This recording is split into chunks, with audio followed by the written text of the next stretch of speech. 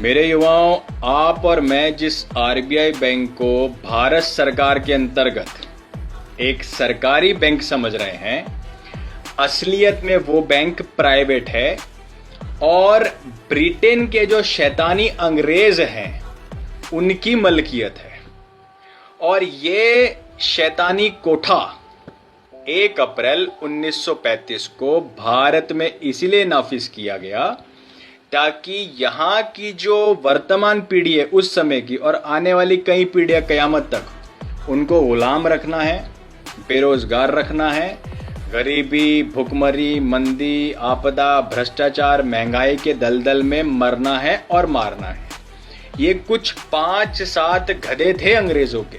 Hilton young commission के नाम से इन्होंने आरबीआई की जो एक नींव है उसकी प्रस्तावना पास करी थी और इस देश को जन्मों जन्मांतर के लिए शोषण में, इनका भक्षण में और इनके ऊपर एक शैतानी राज कायम करने के लिए, जिससे वो लूट और झूठ की व्यवस्था चला सके, इसलिए आरबीआई का गठन किया गया था। आरबीआई नहीं, पूरी दुनिया में जितने भी बैंक हैं वर्ल्ड वाइड, वो सब के सब प्राइवेट हैं, निजी हैं।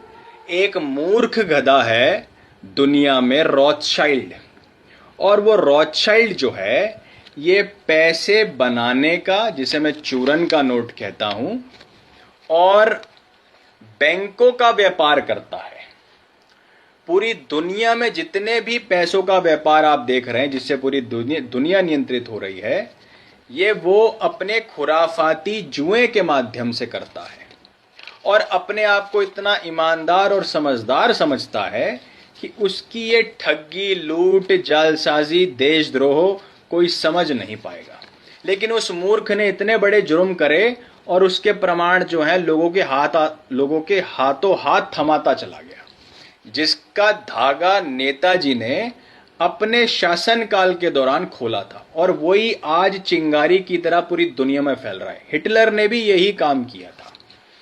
इसका मुझे तब पता चला जब मैंने रुपये के खिलाफ लड़ाई लड़ने की जहमत समझी कि रुपया क्या है, रुपया कैसे बनता है, रुपया का क्या सिद्धांत होता है, क्योंकि पूरी दुनिया इसी चूरन के नोट पर चल रही है। और मैंने आरबीआई पे जब मुकदमा करने की बात अपने एक हाई कोर्ट के वकील से करी तो उन्होंने मुझे बताया कि अगर आपको आरबीआई पे मुकदमा करना है तो आपको ब्रिटेन की अदालत में करना होगा, यूके की संसद में जाना पड़ेगा, क्योंकि RBI subjected to UCO government है, ना कि देश के 150 करोड़ लोगों को।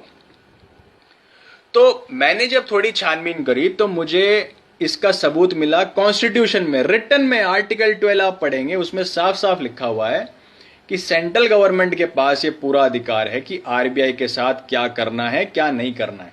उसकी रिस्पॉन्सिबिलिटी स्टेट को भी दे रखी है, यूनियन को। मतलब एक ही आर्टिकल में 3-4 गोलमोल बातें लिख रखी हैं, लेकिन अंतिम ताकत उसकी सेंट्रल गवर्नमेंट के पास है, जो कॉन्स्टिट्यूशन में भी लिखी है और इस चूरन के नोट पर भी लिखी है। आपने यहां देखा होगा, guaranteed by the central government.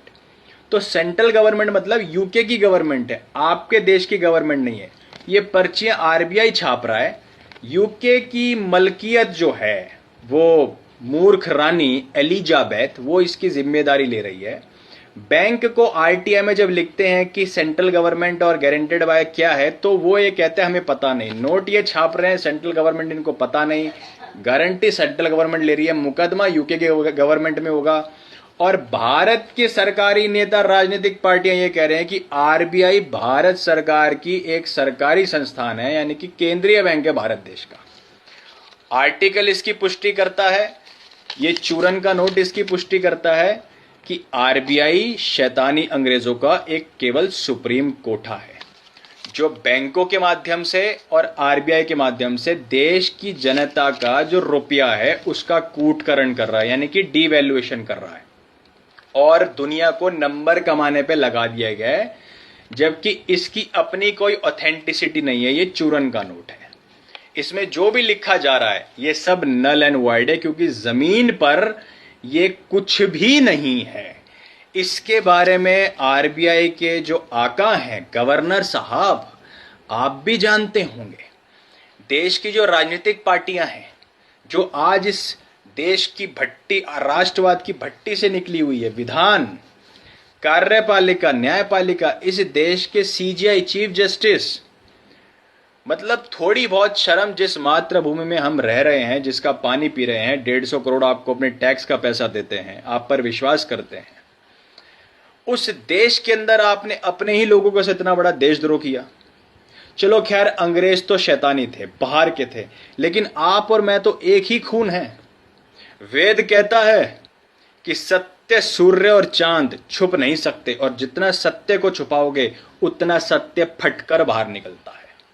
इस मातृभूमि के सपूत को तिलक लगाया जाता है, लेकिन आप तो माथे का कलंक बन गए।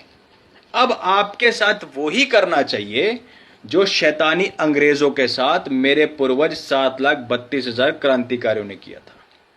समय से पहले अगर इस चूरन के नोट का असली हक देश की जनता को दे दोगे तो शायद मेरा क्रोध कहीं ना कहीं तुम्हें माफ कर दे।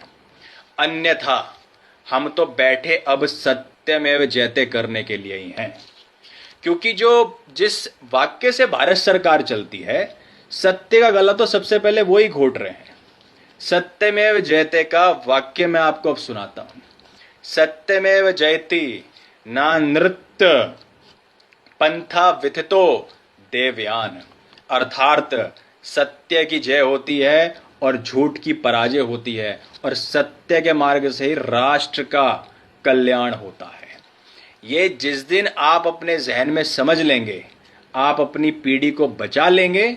अन्यथा भारत का जो युवा है आज वो जागरूक है और लड़ने के लिए और जगाने के लिए पूरी तरीके से तैयार है। ओम नमस्ते।